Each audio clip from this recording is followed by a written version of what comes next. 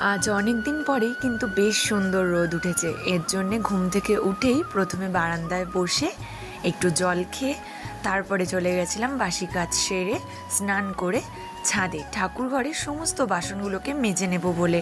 আর আজ যেহেতু বৃহস্পতিবার, ঠাকুর ঘরের সমস্ত বাসন তো মাজতেই হবে, আর সাথে গোপালের কিছু টুকটাক জামা কাপড়গুলোও কেচে দিয়েছিলাম।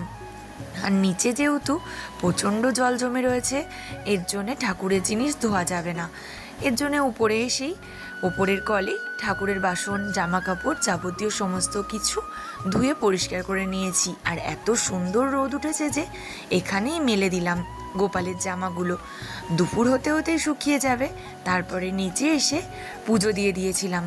এরপর যেতে হবে রান্নাঘরে, সকালের জল খাবার বানাবো। আমরা যেহেতু সকাল ও রাত্রে দুবারেই রুটি খাই, এর জন্য সকালেও রুটিই করে নিই।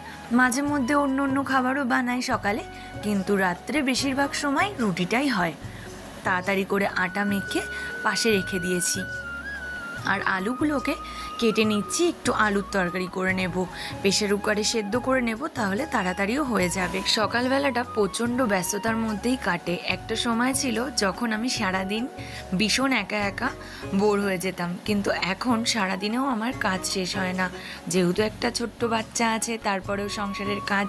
আর আগে তো সংসারের কাজ সকাল 10টার মধ্যে হয়ে যেত, তারপরে সারাদিন হয় শুয়ে থাকতাম, নয় ফোন ঘাঁটতাম, নয় টিভি দেখতাম, তারপরেও দিন কাটতো না। যাই হোক, এদিকে কিন্তু আমার রুটিটা হয়ে এসেছে। আর এবার আমি সেই আলুর তরকারিটা একটু কালো জিরে ফোড়ন আর শুকনো লঙ্কা দিয়েই করে নেব। অল্প একটু হলুদ দেব আর লবণ দিয়ে ভালো করে নাড়াচাড়া করে নিয়ে একটু লাল লাল হলেই জল দিয়ে দেব। ফুটে উঠলে নামিয়ে নেব।